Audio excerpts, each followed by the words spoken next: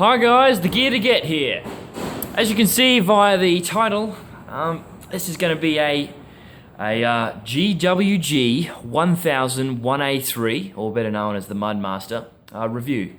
This GWG-1000 in particular is the one with the olive band. It's not the only one you can get. You can also get the 1000-1A, which is probably the most popular. It's the one with the yellow printing around the outside of the watch, with the black bezel and the black band.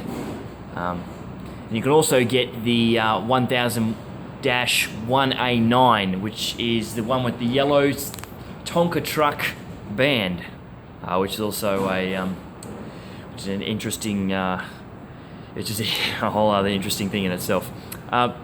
Moving on, guys, this review is just going to be a quick unboxing. I've had the watch for a few days, and I was wondering whether I should do a literal unboxing and first impressions, which probably wouldn't be first impressions because I've had these watches on my wrist before, or whether I should unbox it and do a more practical review, which there aren't too many of these on YouTube. A review on how it feels over a number of days, just performing in everyday normal activities.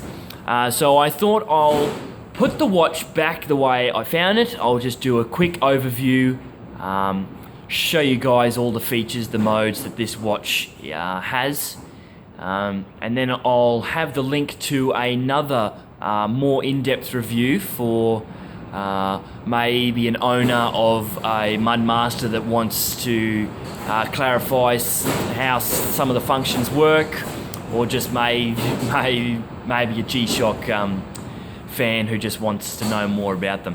That will be in the description below, so check that out. That's going to be a longer, more in-depth review. I just want this one to be slightly quicker, just so it can be a quick one for all those out there that don't like listening to a long sermon. Alright, first you're going to open the box and you're going to find a Mudmaster bit of literature. It's supposed to be a standalone thing that you can just put on your desk. You're supposed to be able to just pop these fins out at the back and it'll be able to stand up. Obviously you can see there's a full drive getting down and dirty in the mud, which is quite fitting because it's a Mudmaster. You can see wave scepter, radio controlled, and your tough sole, if that would focus for me. Tough solar powered, and then you've got your shock resistant, 200 meter water resistant, which is on all of the G-Shocks, but with this one, the compass, very cool feature. Sapphire glass, very handy as well. 1/100th of a second stopwatch, and the world time, which they all have as well. Putting that aside, this is got to be the mother of all G-Shock manuals. This thing is, look how big it is. Thankfully, it's not all in English. There's a lot of different languages. There's only, well, when I say only, there's 119. So that is the English part of the manual. 119 pages, still a lot of reading, so hopefully this next review, more in-depth review, will just help you guys out regarding that. A little bit more literature. We've got the Australian warranty card. Shriro is the Casio dealer in Australia. There's just a few important things there, like your sales receipt if you ever had to make a claim, where you bought it, the retail SKU, all that sort of thing. Putting that aside, and the international warranty card, which they all come with. That's all in other languages, just explaining the process, how you go about that. And the last bit of literature is something I don't understand really, because basically the exact same thing is written in our manual over here. So I don't see the point of having a separate little bit on how the solar function works. I just don't understand why we needed an extra piece of literature. We've already got way too much. Right, moving on to the watch itself. We'll open the flap and we'll pull this out. This is a slightly bigger tin than normal.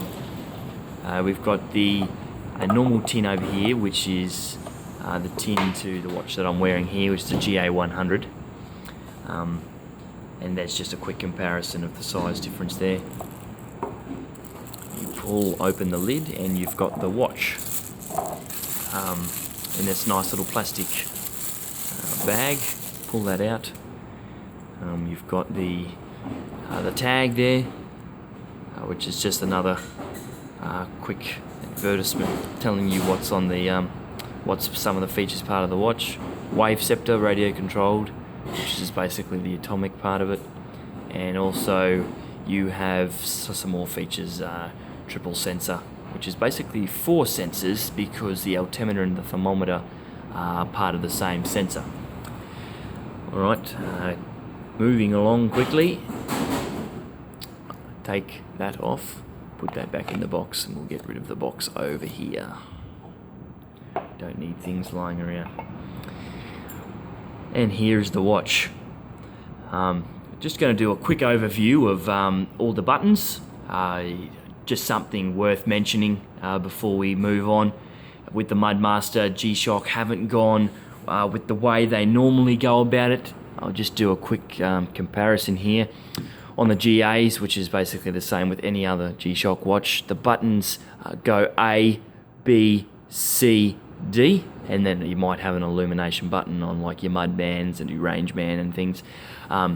Where on the Mudmaster, it goes in the opposite direction. It goes A, B, C, D. So something to keep in mind when you're navigating the watch. Things might get a bit confusing. Also new to the Mudmaster, and a few others as well, is this smart crown. The thing they call smart crown. It is a new way of adjusting settings, adjusting things like your alarm and your timer and things like that. No more are the days where you hold down the adjust button until it chimes and then you'd go through the modes like this. Now you use your smart crown. And I'll explain that later. So we'll go in a clockwise direction, starting on the top left, which is now button D, obviously.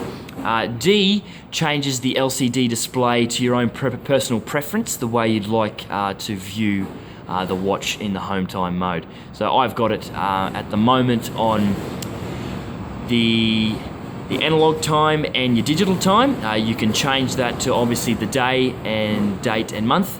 So you've got the day there, MO, obviously it's Monday. You've got the month, 7th month, and the day, which is the 11th. You can also have one other setting, which gives you the barometric pressure reading, but it also leaves the date there. Me personally, I prefer it so I can have the dual time there. Moving on. We'll go over to button C, which is your compass. G-Shock decided to give the compass and the altimeter their own buttons in the home time mode. You don't have to go through all your modes. You can just straight away press. So if you want compass, we'll hit the compass. For all those skeptics out there saying, "Oh, a compass inside a watch can't be that good with all the interferences with metal and everything. It's anti-magnetic. The watch, so it is very accurate. I've tried it with numerous other compasses. North is out there. It also gives you a full 360 reading. So, yep, 348 degrees, which is pretty cool. To exit the compass mode, you'll press button B. What was C is button B now on the Mudmaster. So I'll press that, and you straight away go back to your home time. Moving on. To the smart crown. You got the smart crown here. In any mode, to adjust the settings to, let's say you're in the timer mode, you want to change it from a 1-minute countdown to a 5-minute countdown. What you would do is you will unscrew the crown, left loose, right tight. So you just unscrew anti-clockwise or left, like I just said, and you'll hear it go click, and it just clicks out. You'll see the red O-ring, that means it's come out. And then to change, you will get your fingers and you'll just pull it out and you'll be able to hear a chime. There goes the chime. At the moment I'm in the home time, so it's going to allow me to change what city time zone I want to. Something with the Mudmasters is there's the abbreviated cities right the way around the face of the watch, which is pretty easy. No more of the days of randomly going through up and down and you don't know what's coming next. Now you do, you locate the city that you want. Let's just say you want to go to London time. You would get the smart crown and you spin it around until you come to London, and there you can see it's pointing to London. I don't want that. I want it to go back to Sydney, which it's because I'm on Australian Eastern Time. So I'll go back to Sydney, and there it is. If I could get the camera to focus. There it is, pointing to Sydney. We'll go back down. And then once you've selected the city, you press it back in again, and you'll hear it chime again, and it will set. It didn't have to set because mine was already on Sydney. And then once you're finished, it is waterproof if you leave it out, but it's recommended so you don't actually knock it and then it pops out and then it's changing settings. Press all the way in and then right tight, remember. Screw it all the way up until it goes tight. Quickly moving on, I want to make this review not too long. Moving around to button A, which also is interesting because they've changed this to C, which is compass, and the C with the compass and the A with the altimeter. Button A is the altimeter. That's the other function that you can access straight from the home screen.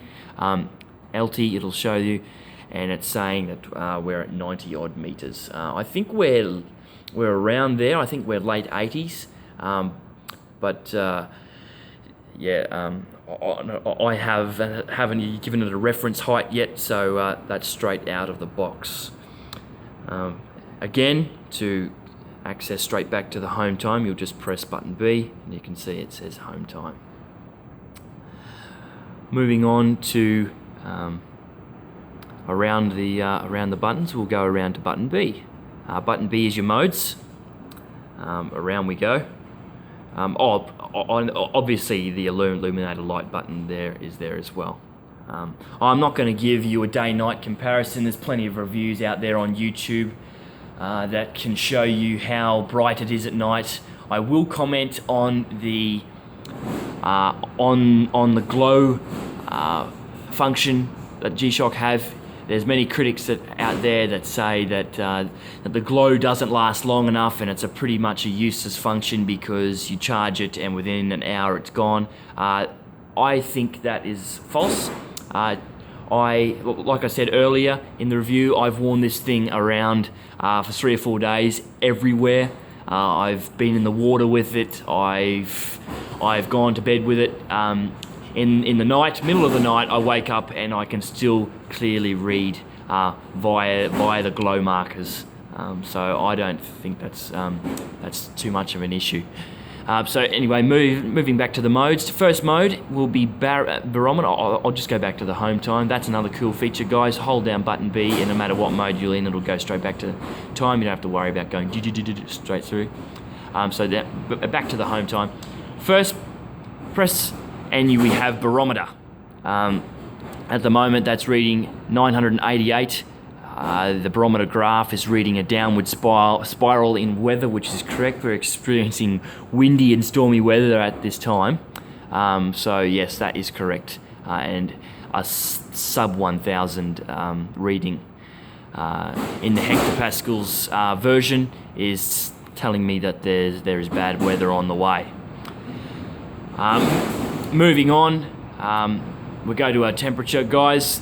With the in-depth review, obviously I will be explaining a lot more. Say how to adjust the barometer if it's not reading correctly, how to read how far the barometer's gone down in the last hour. All these sorts of things will be in the link there will be a link to a more in-depth video in the description below. Moving on to the next function is the temperature. I don't need to explain much about that. That's a pretty cool feature. Again, if that was a little bit out and you felt like you needed to change, you would just unscrew your crown, pull it out, it would chime, and then you just spin up to change the temperature up, or you just spin it down to change it down. Moving on to the next function, your recall mode, guys. This is when you're out in the bush and you're trying to climb a mountain or something, and you want to take a reference point. At this stage, I was so far up in the mountain or something. I did try that the other day. I went up in the hills and I recorded a 300, or close enough to 300 meters in the air above sea level, and it also tells me the time that I recorded it. To record, you would press button C, or the compass button there, and to clear it, you'll hold down button D. Moving on to the next function, stopwatch. Stopwatch is a 1/100th of a second read. I personally don't mind that it's a 1/100th. Some say they rather have received a 1/1000th. I know the GA100 that I'm wearing is a 1/1000th. As you can see, it reads the 1,000th of a second. It is a pretty hefty price tag on this thing. I don't know why they couldn't have included a 1,000th of a second. But yes, that's just... Alright, moving on. Onto the timer. Again, if you wanted to change the timer, you'd screw out the crown and you'd adjust it up or down the way you want. The timer can only time up to... can only count down from 1 hour, or 60 minutes is the maximum. I've heard some people say that's a little bit disappointing, but yeah, that again would just be a personal preference. Moving on. Onto the alarm. Another thing to note, guys, is with the Mudmaster, they decided not to have a snooze alarm. They added another ordinary alarm, so you still have the 5 alarms and your signal, but no snooze alarm. Me personally, I find that pretty disappointing, as I did use the snooze alarm preference over the other alarms, but that's just yeah, that's just a little bit disappointing. But then again, that might just be my personal preference. To scroll through the alarms, you would use button A and button C to go up and down. We'll go back to snooze, or sorry, the signal. Sorry, there is no snooze. So I like to have the hourly alarm signal on, which is nice, because I like to hear when the hour comes around, and then your 1, 2, 3, 4, and 5. And we'll keep moving on, guys. Onto world time. The analog hands are displaying the world time. At the moment, I've got it on Tokyo.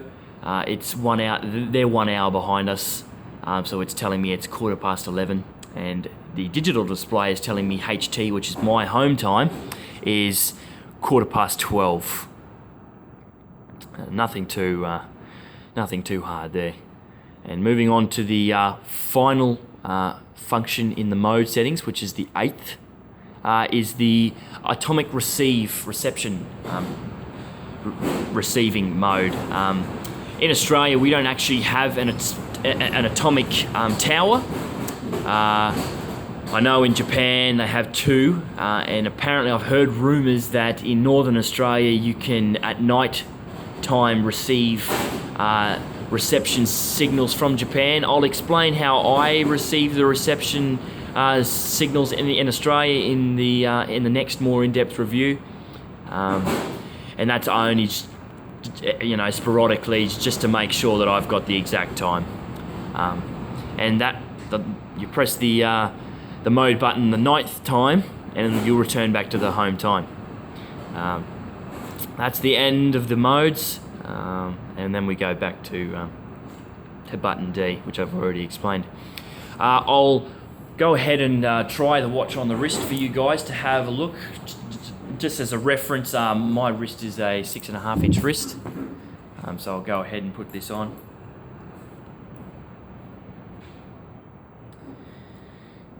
Before I do, actually, I will show you, the Mudmaster has these molded arcs that go around the wrist, which helps sit comfortably. It sits up off the wrist. There's no moving around, which I'll show you on the wrist.